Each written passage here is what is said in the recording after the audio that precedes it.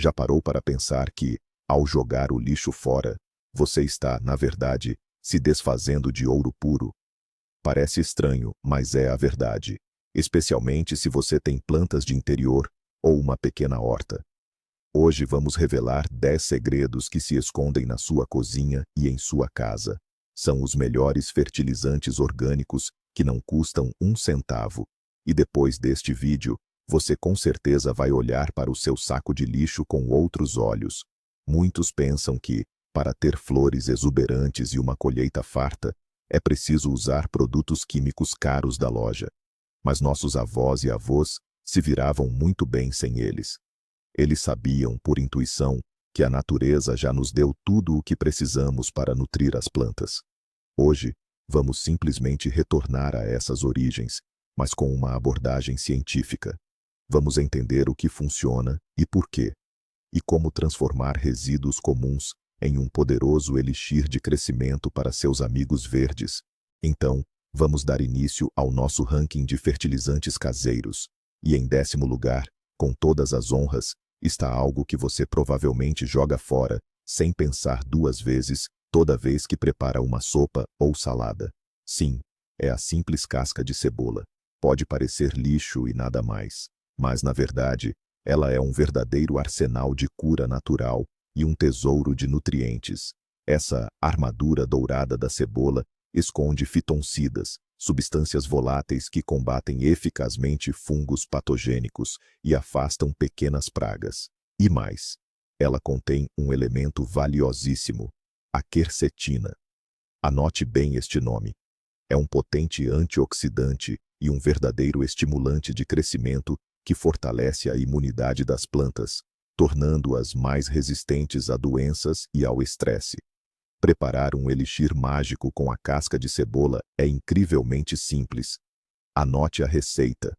Pegue uma boa e generosa mão cheia de casca de cebola seca.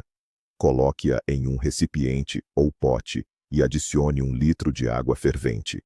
Usar água fervente é crucial para garantir a máxima extração dos nutrientes da casca. Agora, cubra o recipiente e deixe a mistura em infusão por algumas horas, ou, idealmente, durante a noite toda. Você saberá que a infusão está pronta quando ela adquirir uma cor dourada amarronzada intensa, semelhante a um chá bem forte. Após esse tempo, é essencial coar o líquido com uma peneira fina ou um pedaço de gaze, para evitar que pequenas partículas permaneçam nas folhas ou no solo. E assim, nosso elixir está pronto. Com essa infusão dourada, você pode tanto regar as plantas diretamente na raiz, quanto pulverizar as folhas. A rega nutre e desinfeta o solo, enquanto a pulverização cria uma barreira protetora invisível contra pulgões e ácaros. Flores de interior, como gerânios, e mudas jovens de tomate e pepino, em particular, adoram este banho revigorante. É simples, gratuito e incrivelmente eficaz. Ótimo, vamos em frente. No 9º lugar da nossa lista, temos o que sobra do seu chá da manhã. A borra de chá usada. Sim, sejam saquinhos ou as folhas soltas do bule, elas não são apenas lixo, mas uma excelente cobertura morta e uma ótima fonte de nutrientes. As folhas de chá contêm taninos que possuem um leve efeito antisséptico. Eles ajudam a desinfetar o solo e a combater certas doenças fúngicas. Além disso, ao se decompor, a borra de chá torna o solo mais solto, arejado e com maior capacidade de retenção de água, algo que as raízes das plantas adoram. Mas aqui, pessoal, há um detalhe importantíssimo que muitos esquecem. Nunca, em hipótese alguma, despeje a borra de chá molhada diretamente sobre a superfície do solo no vaso. Por quê? A massa de chá úmida é um ambiente ideal para a proliferação de pequenas moscas pretas, os ciarídeos. Livrar-se delas depois será muito, muito difícil. E mais, uma camada densa de borra de chá molhada pode facilmente ficar mofada. Como então usar o chá corretamente? Existem 2 maneiras seguras. A primeira e mais simples é secar bem a borra de chá usada. Basta espalhá-la em uma camada fina sobre papel e deixar secar completamente. Depois disso, A borra de chá seca pode ser misturada sem receio na camada superior do solo. Ela se decomporá lentamente, liberando nutrientes e melhorando a estrutura do solo. A segunda maneira é usar a borra de chá como drenagem. Ao replantar suas plantas, basta colocar uma camada de borra de chá seca no fundo do vaso. Isso garantirá tanto uma boa drenagem da água, quanto nutrição extra para as raízes. Este método é especialmente apreciado por samambaias e outras plantas de interior que gostam de umidade. Subindo em nossa lista, no 8º lugar, encontramos algo muito simples e acessível: a água do cozimento da batata. Sim, aquela mesma água que você costuma simplesmente jogar fora na pia depois de cozinhar batatas. Não faça mais isso. Mas qual é o seu valor? Quando a batata cozinha, ela libera na água uma enorme quantidade de amido e, o que é ainda mais importante, potássio. O potássio é um dos 3 pilares da saúde das plantas, juntamente com o nitrogênio e o fósforo. Ele é responsável pela formação de brotos e floração, ajuda a formar frutos robustos e aumenta a resistência das plantas à seca e ao frio. Na verdade, a água do cozimento da batata é uma bebida energética natural e gratuita para seus bichinhos verdes. Mas há uma regra importante aqui. Na verdade, 2. A primeira e mais importante: a água do cozimento só pode ser usada para rega se as batatas foram cozidas sem sal.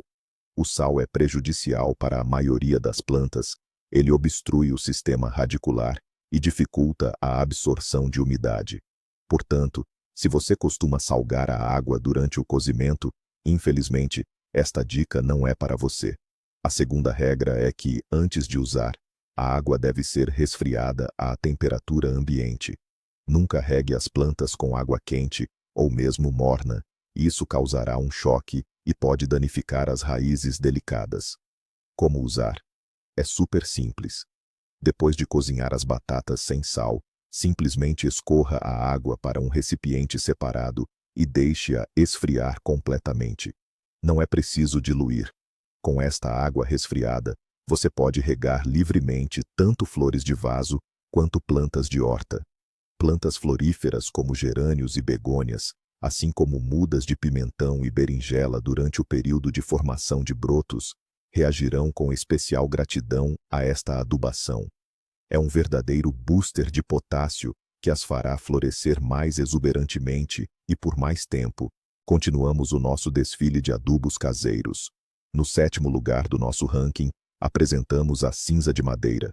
Se você tem uma lareira, um fogão a lenha, ou simplesmente adora fazer churrasco na churrasqueira, saiba que você está sentado sobre um verdadeiro tesouro. Não se apresse em descartar esse pó cinzento. A cinza de madeira é, sem exagero, um fertilizante mineral completo, criado pela própria natureza. Não contém nitrogênio, mas é incrivelmente rica em potássio, fósforo, cálcio, magnésio, ferro, silício e mais uma dezena de outros micronutrientes em forma facilmente assimilável pelas plantas. O fósforo ajuda a desenvolver um sistema radicular robusto, e o potássio, como já sabemos, é responsável pela floração e frutificação. Além disso, a cinza desacidifica o solo de forma excelente, o que é muito importante para muitas culturas de horta que não prosperam em solos ácidos. Mas atenção, nem toda cinza é igualmente benéfica. Só deve ser usada cinza proveniente da queima de madeira pura, como bétula, carvalho ou árvores frutíferas. É estritamente proibido utilizar cinzas resultantes da queima de carvão, entulho de construção, madeiras envernizadas, jornais ou revistas brilhantes. Essas cinzas contêm metais pesados e compostos químicos nocivos que podem contaminar tanto o solo quanto as suas plantas. Como aplicar a cinza? Existem 2 formas principais. A primeira é em estado seco. A cinza seca e peneirada pode ser simplesmente espalhada ao redor das plantas e incorporada suavemente na camada superior do solo. Este é um método de liberação lenta que nutrirá as plantas gradualmente. A dose recomendada é de aproximadamente meio copo por metro quadrado. A segunda forma é preparar uma infusão de cinza para um efeito mais rápido. Para isso, um copo de cinza deve ser diluído em 10 litros de água, misturado bem e deixado em repouso por 24 horas, mexendo ocasionalmente. Com a solução obtida, regue as plantas na base.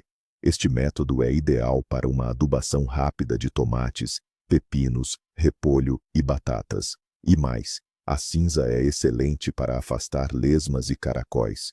Basta polvilhar uma barreira de cinza seca ao redor dos canteiros, e essas pragas não conseguirão se aproximar. Avançando em nossa lista, no sexto lugar, temos um fertilizante que é literalmente vivo: a água do aquário. Se você tem peixes em casa, é o feliz proprietário de uma fonte constante e praticamente ideal de nutrientes para suas plantas. Mas por que a água do aquário é tão benéfica? A resposta é simples. Trata-se de um mini ecossistema fechado. Os dejetos dos peixes, restos de ração e até mesmo partes mortas de plantas aquáticas, tudo isso é processado por bactérias benéficas e transformado em uma solução rica em nitrogênio, fósforo e diversos micronutrientes. Além disso, todas essas substâncias estão em uma forma muito suave, facilmente assimilável e com uma concentração equilibrada. Não é um produto químico concentrado que pode queimar as raízes, mas sim uma nutrição delicada e viva. Na prática, cada vez que você faz a troca de água regular no seu aquário, você obtém um fertilizante líquido pronto para uso. É uma situação totalmente vantajosa. Os peixes ficam bem com água fresca e as plantas recebem uma adubação valiosíssima. Como usar? Não poderia ser mais simples. Durante a limpeza do aquário, não descarte a água velha no ralo. Colete-a em um regador ou balde. Não é necessário diluir nem deixar de molho. Com essa água, você pode regar imediatamente suas plantas de interior, plantas de varanda e até mesmo mudas. As plantas reagem muito bem a essa fertilização. As folhas ficam mais viçosas e verdes, o crescimento é acelerado e a floração torna-se mais abundante. Um ponto importante: você pode usar essa água para adubar suas plantas aproximadamente uma vez por mês, durante o período de crescimento ativo, ou seja, na primavera e no verão. No inverno, quando as plantas estão em repouso, é melhor evitar esse tipo de fertilização. E claro, este método não é indicado se você tratou recentemente seus peixes com medicamentos químicos no aquário. Fora isso, é a simbiose perfeita entre dois dos seus hobbies domésticos. Chegamos à metade do nosso top. E na quinta posição, temos um produto que toda dona de casa tem na cozinha, mas poucos imaginam que ele pode ser um aliado das plantas. São os simples fermentos de padeiro. Pois é, você ouviu bem. Fermento não é só um ingrediente para pães e bolos fofinhos. São fungos microscópicos vivos, que funcionam como um poderosíssimo estimulante de crescimento para as plantas. Mas como isso funciona? Ao entrar em contato com um solo quente e úmido, os fermentos começam a se multiplicar ativamente. No processo de sua atividade, eles liberam uma série de substâncias benéficas, fito-hormônios, vitaminas do complexo B e alcinas. Essas substâncias agem como um verdadeiro doping para o sistema radicular. Elas literalmente despertam os micro-organismos do solo, aceleram a decomposição da matéria orgânica e fazem as raízes crescerem como fermento. Uma planta com um sistema radicular forte consegue absorver muito mais nutrientes do solo, o que, por sua vez, resulta em um crescimento vigoroso da massa verde e uma floração abundante. Preparar esse adubo de fermento é muito simples. Aqui está a receita clássica. Pegue 10 gramas de fermento biológico seco e uma colher de sopa de açúcar. O açúcar, nesse caso, serve de alimento para o próprio fermento, para que ele acorde mais rapidamente. Dilua essa mistura em 1 litro de água morna. É importante que seja morna, não quente, senão o fermento morrerá. Deixe a solução descansar por cerca de 2 horas em um local aquecido. Você verá que ela começará a espumar. Isso significa que o processo está ativado. Depois disso, O concentrado obtido deve ser diluído em água limpa na proporção de 1:5, ou seja, para cada 1 litro do nosso extrato de fermento, usamos 5 litros de água limpa e em repouso. E com essa solução final, regue suas plantas diretamente na base. Essa adubação é um verdadeiro elixir da vida para plantas enfraquecidas, para mudas após o transplante e para flores que demoram a florescer. Apenas lembre-se que o fermento funciona melhor no calor. Portanto, o ideal é usar esse adubo em um dia quente de primavera ou verão. Estamos a chegar ao topo do nosso ranking. O quarto lugar pode parecer um pouco questionável, mas a sua eficácia é inegável. Estamos a falar do açúcar comum. Mas afinal, por que as plantas precisariam de açúcar? Não é verdade que elas têm fotossíntese, um processo em que produzem a sua própria glicose? Exatamente. No entanto, há situações em que a planta necessita de um apoio de emergência. Por exemplo, após um transplante, durante uma doença, em caso de falta de luz no inverno, ou se a flor simplesmente parece enfraquecida e sem vida. Nesses casos, a sua própria produção de energia pode ser insuficiente. E é aqui que o açúcar entra em cena. A glicose, um dos seus componentes, serve como fonte de energia pura, não só para a própria planta, mas também para os micro-organismos benéficos do solo. É como dar um chá açucarado a um doente. A energia aparece de imediato. A planta recebe um rápido impulso de vitalidade para se restabelecer e ativar os processos internos de regeneração. No entanto, tal como com qualquer substância potente, o essencial é saber a medida e a técnica correta. Não se deve simplesmente polvilhar açúcar na terra. Isso pode levar ao aparecimento de bolor e atrair pragas, como formigas.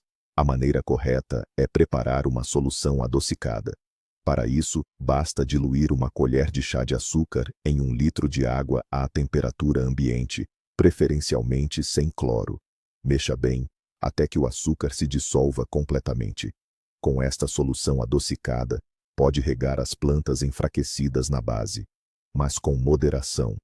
Este reforço de energia é mais uma medida de reanimação do que um fertilizante regular. Deve ser utilizado no máximo 1 vez por mês, e apenas quando for realmente necessário. Ficus, cactos e outras suculentas, que acumulam nutrientes, respondem particularmente bem a esta ajuda extra. Portanto, se a sua flor preferida ficou triste, experimente dar-lhe um pouco de água adocicada. Pode ser o empurrão que a fará voltar à vida. Chegamos ao pódio. A medalha de bronze do nosso ranking vai para um produto presente em qualquer frigorífico: a casca de ovo. Todos sabem que a casca de ovo é uma excelente fonte de cálcio. E isso é pura verdade. O cálcio é tão essencial para as plantas quanto para os nossos ossos. Ele participa na formação das paredes celulares, tornando caules e folhas mais fortes e resistentes. Ajuda a planta a absorver melhor outros nutrientes e a desacidificar o solo. A falta de cálcio pode fazer com que as folhas jovens se curvem e que os frutos dos tomates desenvolvam a indesejada podridão apical. Poderia parecer simples: recolher as cascas, esmigalhar no vaso e esperar pelos resultados. Mas é aqui que reside o maior erro cometido por 90% dos jardineiros. Pedaços grandes de casca, mesmo que ligeiramente partidos à mão, demoram anos a decompor-se no solo. A planta simplesmente não conseguirá absorver o cálcio a tempo, numa única estação. É como colocar um baú trancado com comida ao lado de uma pessoa faminta.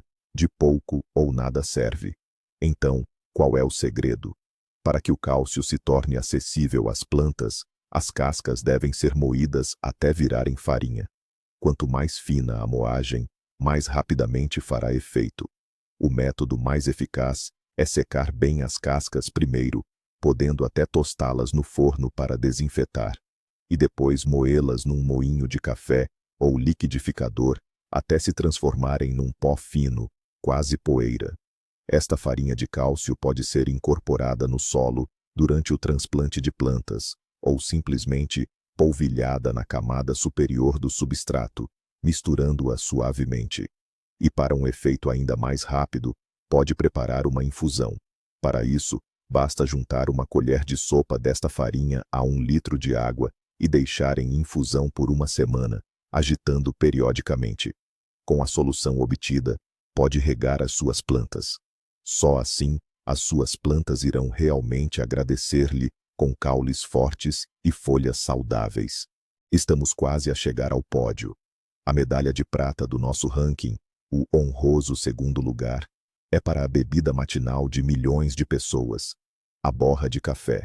Para muitos de nós, o dia simplesmente não começa sem uma boa xícara de café aromático. Mas o que sobra na sua cafeteira, ou mesmo na sua cafeteira turca, não é lixo, e sim um adubo valiosíssimo. A borra de café é rica em nitrogênio, um nutriente essencial para o crescimento da massa verde das plantas. Além disso, contém potássio, magnésio e fósforo. E tem mais, ela solta o solo de forma espetacular, deixando-o mais leve, arejado e com maior capacidade de reter água. As raízes das suas plantas vão adorar. Mas a principal particularidade da borra de café é a sua capacidade de acidificar o solo. E isso é um verdadeiro presente para as plantas acidófilas, aquelas que simplesmente amam um solo mais ácido. Estamos falando de hortênsias, azaleias, rododendros, urzes e, entre as plantas de interior, muitas samambaias e gardênias. Com o uso regular da borra de café como adubo, você vai notar que as folhas dessas plantas ficam com um verde muito mais vibrante, e no caso das hortênsias, a cor das flores pode até mudar para tons de azul e roxo. Mas atenção, há uma armadilha aqui que pode colocar tudo a perder. Jamais use a borra de café fresca e ainda úmida, recém-saída da cafeteira. Primeiro, ela pode alterar a acidez do solo de forma muito abrupta. E em segundo lugar, e isso é o mais desagradável, a borra úmida na superfície do substrato é um convite perfeito para o desenvolvimento de mofo e fungos. A forma correta de usar é a seguinte. Primeiro, colete a borra de café. Em seguida, espalhe-a em uma camada fina sobre uma assadeira ou jornal e deixe-a secar completamente. Ela precisa ficar absolutamente seca e esfarelada. É só assim que ela pode ser usada com segurança. Basta misturar uma pequena quantidade da borra seca na camada superficial do solo ao redor da planta. Você pode fazer isso mais ou menos uma vez por mês, durante o período de crescimento ativo. Desse jeito, você vai presentear suas queridas plantas acidófilas com uma dose extra de vitalidade e saúde. Eis o vencedor. O primeiro lugar, o ouro do nosso ranking de fertilizantes orgânicos que todo mundo tem em casa, vai para a casca de banana. Por que ela? É simples. A casca de banana é a campeã absoluta e incontestável em teor de potássio. E o potássio, como já dissemos repetidamente, é o elemento essencial para a floração e frutificação. Ele é responsável pela formação dos botões, pela intensidade das cores das flores, pela doçura dos frutos e pela resistência geral da planta ao estresse. Se as suas flores florescem relutantemente e os tomates não querem vingar, muito provavelmente o que lhes falta é justamente potássio. Além do potássio, a casca de banana contém fósforo, magnésio, cálcio e nitrogênio. Ou seja, é praticamente um fertilizante completo em sua forma natural e de fácil absorção. Pode ser usado tanto para plantas de interior quanto para culturas da horta. Rosas, violetas, begônias, assim como tomates, pimentões e pepinos, adoram especialmente essa adubação. Mas, assim como acontece com nossos outros campeões, há segredos para sua aplicação correta. Simplesmente jogar a casca fresca no vaso ou enterrá-la na horta não é a melhor ideia. Durante o processo de decomposição, a matéria orgânica fresca pode atrair moscas da fruta e também provocar o desenvolvimento de doenças fúngicas. Por isso, vamos preparar um verdadeiro chá de banana para as nossas plantas. Este é o método mais rápido e seguro para levar o potássio diretamente às raízes. A receita é elementar. Pegue as cascas de uma ou duas bananas, pique-as finamente ou rasgue-as. Coloque-as num pote de 1 litro e cubra com água limpa, filtrada e em temperatura ambiente. Feche o pote com uma tampa e deixe em infusão por 24 a 48 horas. Durante esse tempo, a água vai extrair das cascas a maior parte do potássio e de outras substâncias úteis. A infusão vai adquirir um tom levemente turvo. Depois disso, deve-se coar e as cascas amolecidas podem ser adicionadas à compostagem. Com o elixir de banana obtido, regue suas plantas na base. Isso pode ser feito uma vez a cada 2-3 semanas durante o período de crescimento ativo e formação de botões. O resultado não vai demorar a aparecer. Você verá como suas mascotes verdes vão reviver, produzir novos botões e te presentear com uma floração exuberante e duradoura. E agora, a grande revelação. O mais importante que prometemos te contar. Você já ouviu falar de café, cascas de ovo e bananas. Mas por que será que para muitos isso não funciona? Vamos desvendar os principais segredos. Comecemos com as cascas de ovo. Apenas jogar pedaços grandes no vaso não adianta. A planta não conseguirá absorver o cálcio. As cascas precisam ser trituradas em um moedor de café até virarem pó. Só assim, elas liberarão rapidamente seus nutrientes benéficos para o solo. Ou, se preferir, prepare uma infusão com água, que agirá ainda mais rápido. Agora, sobre o café. Nunca use a borra fresca, ainda úmida, direto da cafeteira. Ela acidifica o solo em excesso e pode até causar mofo. A maneira correta é: primeiro, seque completamente a borra de café, espalhando-a em uma camada fina. E só depois, misture-a delicadamente na camada superior do solo. E, finalmente, as bananas. A casca delas é um super fertilizante, mas a casca fresca, enterrada na terra, pode atrair mosquitinhos e começar a apodrecer. A melhor solução é preparar uma infusão. Basta cobrir a casca de uma banana com 1 litro de água e deixar repousar por 24 horas. E com esse elixir, você rega suas plantas. É seguro e incrivelmente eficaz. Que reviravolta, não é? Pequenos detalhes mudam tudo. Como você pode ver, sua casa é um verdadeiro tesouro para qualquer jardineiro. Não precisa gastar dinheiro para ter plantas saudáveis e bonitas. Basta dar uma olhada no lixo. Obrigado por assistir a este vídeo até o final. Se ele foi útil para você, deixe seu like e inscreva-se no nosso canal para não perder novas dicas e truques. E agora, uma pergunta para você. Quais adubos secretos caseiros você costuma usar? Será que esquecemos de algo? Compartilhe sua experiência e suas receitas nos comentários.